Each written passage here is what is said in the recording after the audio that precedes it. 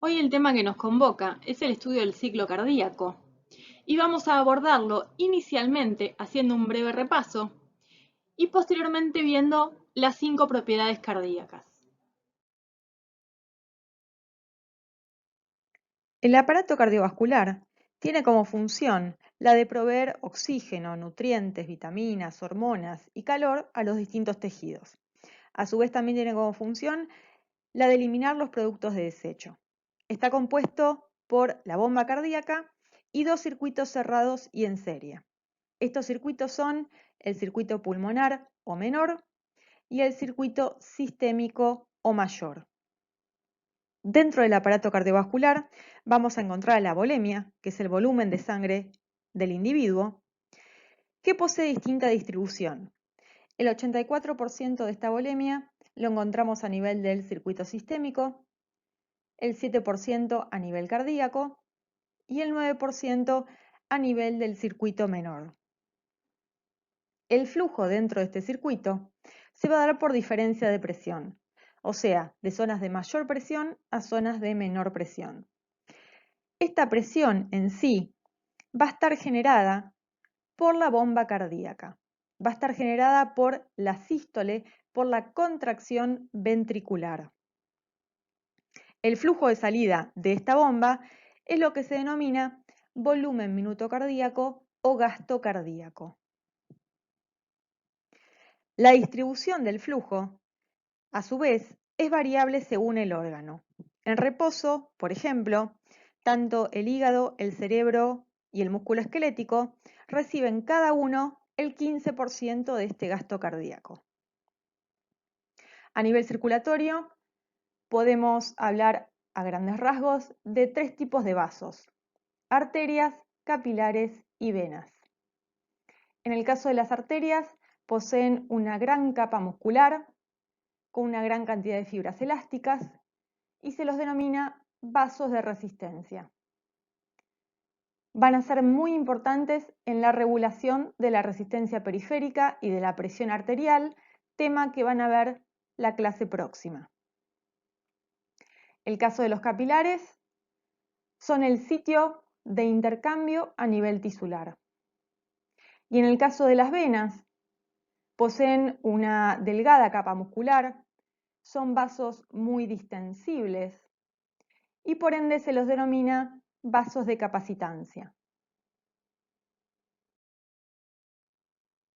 El corazón presenta un tono vagal o parasimpático. Posee una porción izquierda, una porción derecha. El atrio izquierdo recibe sangre oxigenada a través de la vena pulmonar. Esta sangre va a pasar al ventrículo izquierdo, que va a ser eyectada hacia el circuito mayor. El lado izquierdo del corazón posee un mayor desarrollo que el lado derecho. A nivel aurícula derecha, va a llegar sangre desoxigenada a través de la vena cava. Esta va a pasar hacia el ventrículo derecho y a partir de aquí va a ser eyectada a través de la arteria pulmonar para ser oxigenada en los pulmones. Este órgano representa aproximadamente entre un 0,3 a un 1% del peso vivo. Como ya dijimos, posee 4 cámaras, 2 atrios y 2 ventrículos, que se encuentran separados por un anillo fibroso. El tejido cardíaco se caracteriza por poseer distintas propiedades, las cuales son vasmotropismo o excitabilidad, dromotropismo o conductibilidad, cronotropismo o automatismo, inotropismo o contractilidad y lucitropismo o relajación. El cronotropismo o automatismo es una propiedad de las células marcapasos, ya que generan de manera espontánea un potencial de acción. Estas células presentan una despolarización lenta y progresiva del potencial de membrana. Esto lo observamos en lo que se denomina fase 4 o despolarización diastólica espontánea. Esta fase o esta despolarización diastólica espontánea está producida gracias a la presencia de los canales HCN o Fanny Channels. Estos son canales catiónicos, canales iónicos, que responden ante la hiperpolarización o el aumento del AMP cíclico. Al ser canales catiónicos, permiten el ingreso principalmente de sodio, pero también de calcio. El nodo sinoauricular es el nodo marcapasos, ya que presenta la mayor frecuencia de descarga. Este nodo se encuentra ubicado a nivel de la aurícula derecha, cerca de la desembocadura de la vena cava. Por otro lado, también tenemos el nodo aurículo-ventricular, ubicado en el tabique interauricular, en su unión con los ventrículos, que es importante ya que a este nivel se genera un retraso que va a permitir que a nivel mecánico se contraigan las aurículas antes que los ventrículos. La actividad de estas células marcapasos puede ser modificada por el sistema nervioso autónomo o por la temperatura. Un aumento de la temperatura favorece su despolarización, una disminución de su temperatura la retrasa. Y en lo que respecta al sistema nervioso autónomo, el sistema nervioso simpático, mediante la acción de los receptores beta 1 asociados a proteína GS y mediante el aumento del AMP cíclico, va a aumentar la pendiente de esta fase 4. A diferencia de lo que ocurre en el caso del sistema nervioso parasimpático, que en este caso los receptores muscarínicos de tipo 2 van a estar asociados a proteína G, pero del tipo GI, con la consiguiente disminución del AMP cíclico y por ende disminución en la pendiente de la fase 4. Como dijimos inicialmente, esta propiedad se relaciona con la frecuencia cardíaca, con la cantidad de veces que el corazón se despolariza por minuto. Y esta frecuencia cardíaca es específica de cada especie. A modo de ejemplo, podemos decir que en el caso del equino vamos a observar entre 28 a 40 despolarizaciones por minuto y en el caso del perro de 70 a 120 despolarizaciones por minuto.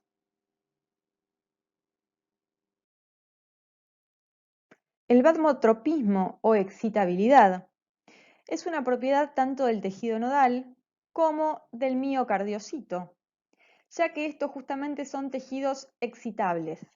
Esto implica que van a responder con la generación de un potencial de acción en respuesta a un estímulo.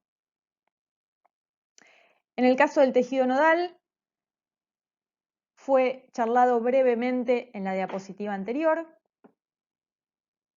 Y en el caso del miocardiocito, acá tenemos graficado el potencial de acción, en el cual observamos un potencial de membrana en reposo de menos 90 milivolt,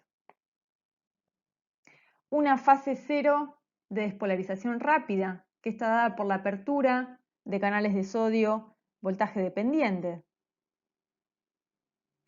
una fase 1 de repolarización rápida temprana, donde ya se cierran los canales de sodio y se produce un influjo de cloro, una fase 2 o fase de meseta, que está dada por el ingreso de calcio y el eflujo de potasio. Y este ingreso de calcio genera la liberación de calcio de depósito intracelular, que es necesario para el acoplamiento del fenómeno excitación-contracción. La fase 3 es la fase de repolarización rápida y está dada por el eflujo de potasio. Y la fase 4 es la fase de reposo, dada principalmente por la acción de la sodio-potasio ATPasa. A su vez, la excitabilidad de estos tejidos puede ser modificada por las concentraciones extracelulares, ya sea de calcio como de potasio. En el caso de una hipercalcemia, un aumento en la concentración plasmática de calcio, vamos a observar una disminución en la excitabilidad.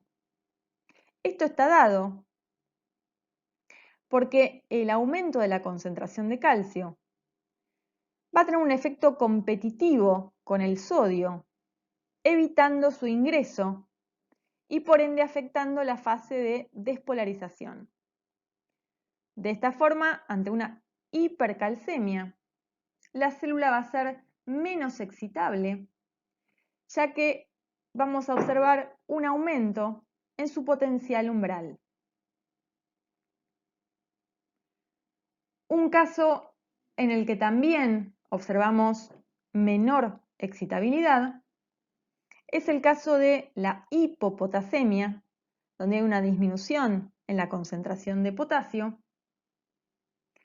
ya que genera que el potencial de membrana en reposo sea todavía más negativo, debido a que al haber una baja concentración de potasio por fuera de la célula, se favorece el eflujo de potasio y por ende la hiperpolarización celular. Los casos opuestos, una hipocalcemia o una hiperpotasemia, van a tener un efecto positivo sobre la excitabilidad celular.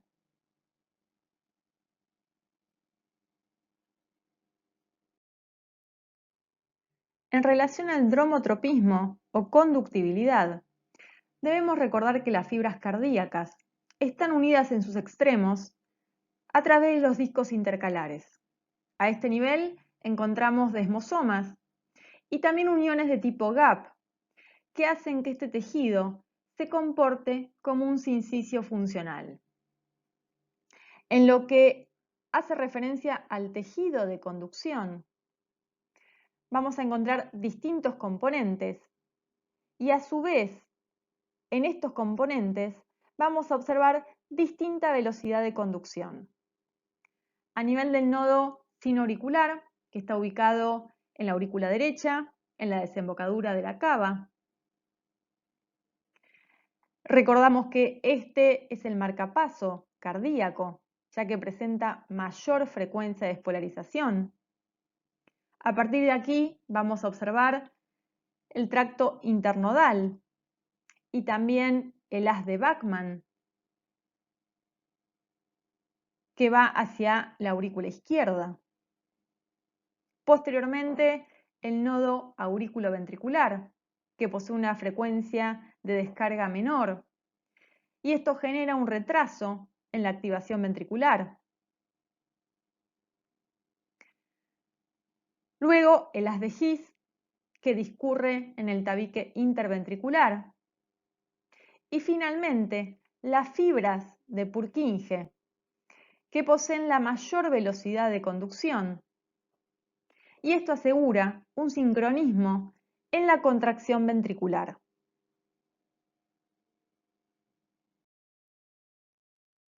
En relación al inotropismo o contractilidad, debemos recordar que este músculo presenta fibras estriadas mononucleares unidas en sus extremos por los discos intercalares que poseen desmosomas y uniones de tipo gap, que hace que funcionen como un sincicio. En este tejido vamos a observar un acoplamiento excitocontráctil dado por el calcio que ingresa en la meseta del potencial de acción. Se va a dar la liberación de calcio inducida por calcio. A través de invaginaciones de la membrana, que son los túbulos T, va a entrar calcio a través de los canales, o también denominados receptores de dihidropiridina. Este calcio, una vez que ingresa, se va a unir a un receptor ubicado a nivel de la cisterna del retículo sarcoplásmico, denominado receptor de rianodina, y va a generar la liberación de más calcio a nivel intracelular, del calcio que se encontraba almacenado a nivel reticular. Este calcio liberado, sumado al calcio que ingresa del exterior, se va a unir a la troponina C. Esto va a generar un cambio conformacional, un desplazamiento de la tropomiosina, que va a dejar al descubierto los sitios de acción de la actina, que ahora va a poder interactuar con la miosina para producir así la contracción.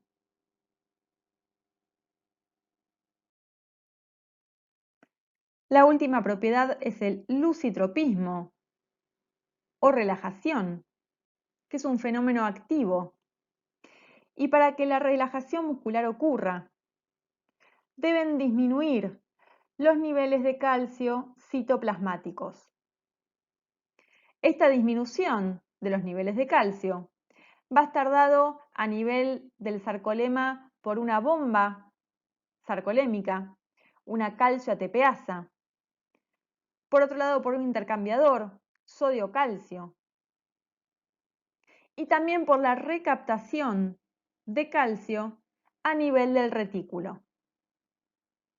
Esta recaptación es a través de una bomba cisternal que se encuentra regulada por una proteína denominada fosfolamban. Esta proteína, cuando se encuentra desfosforilada en su estado activo, tiene un efecto negativo inhibitorio en la recaptación de calcio. Por otro lado, cuando esta proteína se encuentra fosforilada, situación que se ve favorecido por la proteína quinasa A, por un efecto simpático. Cuando se encuentra entonces fosforilada, va a estar de forma inactiva. Al estar inactiva, no ejerce su acción inhibitoria. Y es por esto que la bomba va a poder ejercer su efecto, generando la recaptación de calcio a nivel reticular.